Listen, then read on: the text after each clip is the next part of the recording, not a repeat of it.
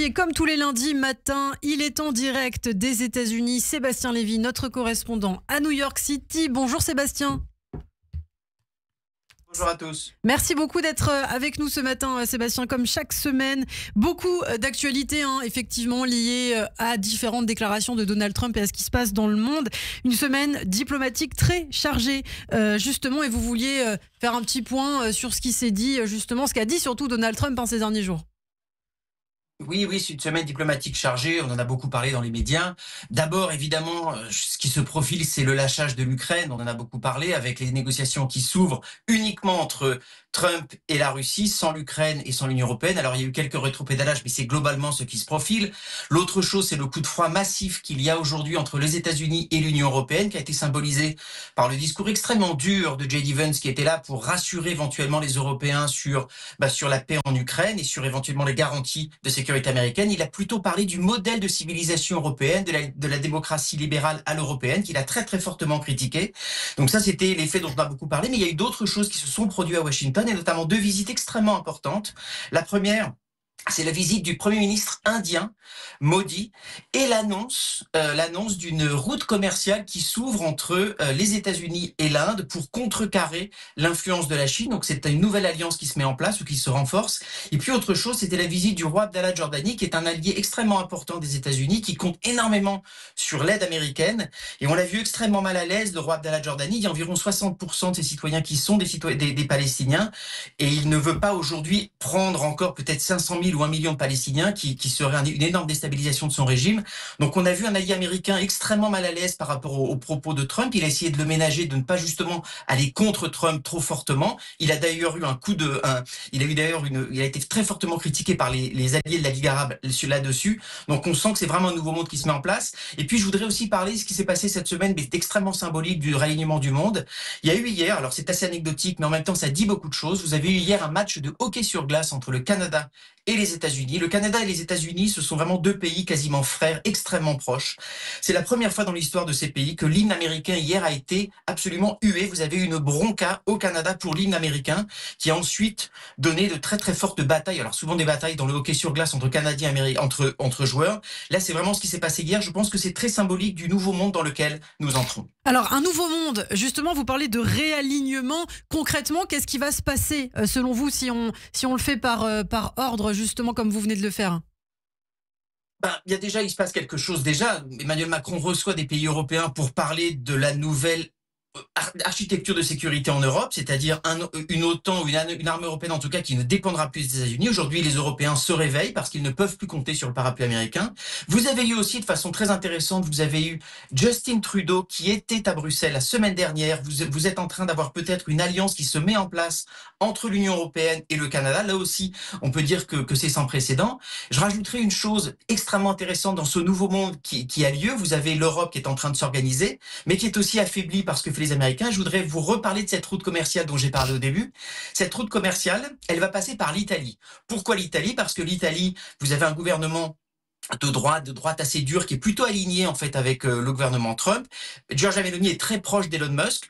Donc vous avez aussi pour l'Union européenne le besoin de se réorganiser, de muscler sa propre défense, mais avec au sein de l'Union européenne des pays comme la Hongrie, mais aussi l'Italie, qui sont plutôt proches des États-Unis. Donc ça va être intéressant. Et puis un autre réalignement, et pour le coup qui évidemment va avoir un impact sur Israël, des pays comme l'Égypte et la Jordanie sont assez déstabilisés aujourd'hui par les plans de Donald Trump. Il est possible que vous ayez des réalignements avec, on ne sait jamais, encore une fois, je ne suis pas géopoliticien, mais on peut imaginer que des pays comme l'Égypte et la Jordanie sont en train de faire pression pour dire aux Américains de ne pas aller trop fort, pour ne pas être déstabilisés. On peut imaginer peut-être demain des alliances à revers, éventuellement avec la Chine, si la parole des États-Unis est vue comme éventuellement instable pour des pays comme la Jordanie et l'Égypte. En tout cas, ce qui est sûr, et c'est ça aussi dont je voulais parler, c'est que ça aura des conséquences pour Israël, qui dans ce nouveau monde doit se positionner. Israël, effectivement, on en parle des conséquences. On sait que la Jordanie et l'Égypte sont en paix depuis des années, justement, avec l'État hébreu.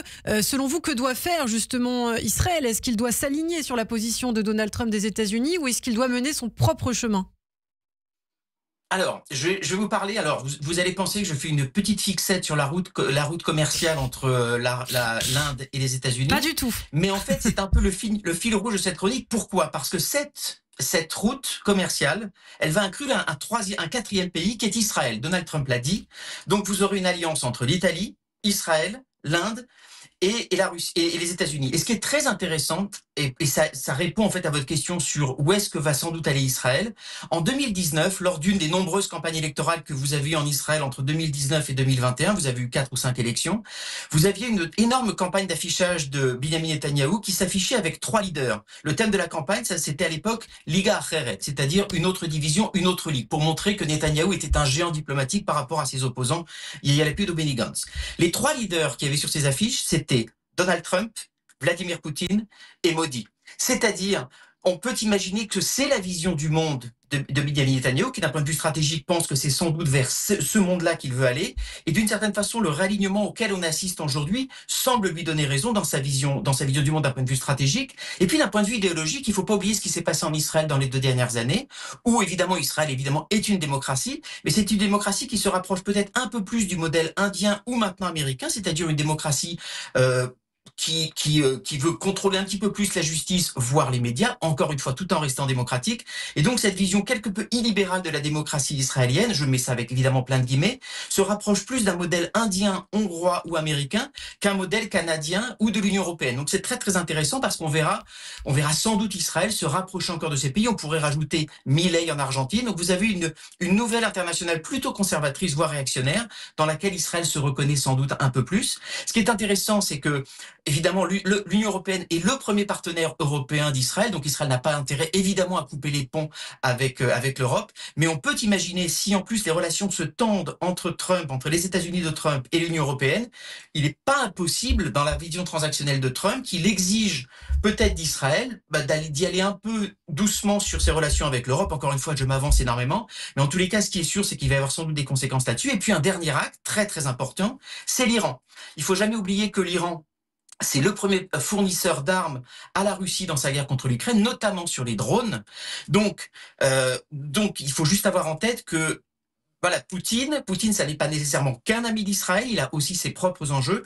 Donc, je pense qu'il faudra, je pense, et sans doute, évidemment, Israël fera sans doute attention à ce que ce rapprochement russo-américain ne se fasse pas au détriment d'Israël et surtout peut-être à mettre dans la balance de l'approche transactionnelle de Trump, être bien sûr que les ambitions nucléaires de l'Iran soient contrariées et que la Russie peut-être fasse pression sur l'Iran là-dedans. Donc, vous voyez, il y a vraiment plein de choses qui se jouent en ce moment. C'est assez passionnant et aussi un petit peu inquiétant par rapport au nouvel état du monde. Alors, vous parliez de l'Iran, Sébastien. On a vu le Premier ministre israélien qui a accueilli hier à Jérusalem le secrétaire d'État américain Marco Rubio, les 2 hommes qui ont salué leur coopération commune. Netanyahou qui a rappelé que les États-Unis étaient le meilleur ami d'Israël. Et on l'a vu récemment, je voulais aussi vous faire réagir à ça, Donald Trump qui a placé sur liste rouge le procureur général de la CPI et tous ceux qui sont liés d'ailleurs aux enquêtes liant Israël et les États-Unis. Ça, c'est aussi un geste fort de Donald Trump, une provocation. Qu'est-ce que c'est pour vous ?